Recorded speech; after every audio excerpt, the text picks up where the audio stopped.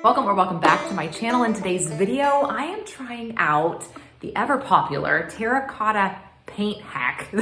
Hopefully that it works. I don't know. I've seen lots of different iterations of it, and this one uses paint and baking soda to make one of these guys look like terracotta, and we're gonna try it for ourselves. So here's what we need, something to paint. Of course you need some kind of paint. This is just Sherwin-Williams regular wall paint, and I got the color Outgoing Orange. And last but not least, baking soda. First thing that I'm gonna do is prepare my workspace so I don't get paint all over my table.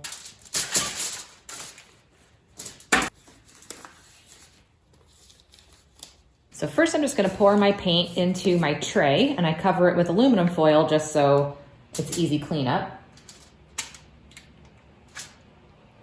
I'm gonna try this on this little test pumpkin first. Take my baking soda. The instructions were pretty vague as far as how much baking soda you need. I guess you just kind of have to eyeball it and stir it in and add more as you go, I guess.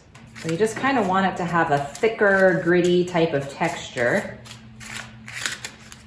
If I had to guess, I would say this is about 2/3 paint, 1/3 baking soda. Start painting.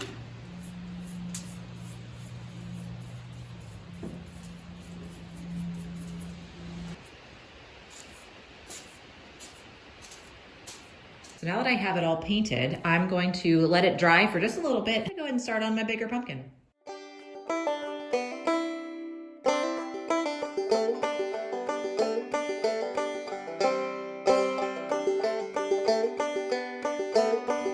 About 10 minutes or so since I put the first coat on this smaller pumpkin. So I'm gonna go ahead and sprinkle a little bit of baking soda on top of it, and that'll just kind of start to settle into the cracks here, and then the excess I'll just end up brushing off with a clean brush.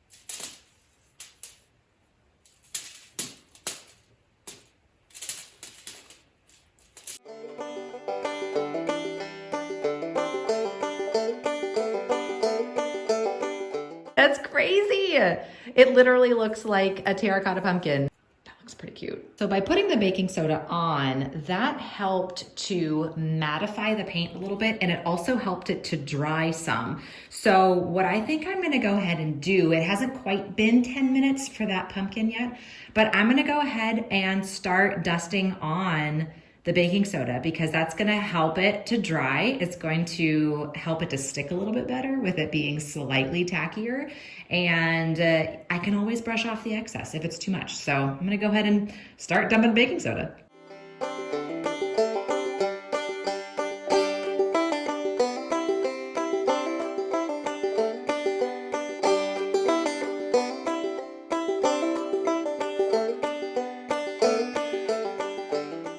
So truth be told, it's still a little bit too tacky. So I'm gonna go ahead and just let it dry a little bit more, and then do another round of the baking soda on top of it. And then that, I think, will help give it the right sheen. But I gotta say, I really do like how this turned out a lot. All right, friends, there we have it. Here's another one that I just did. I think it turned out really cute.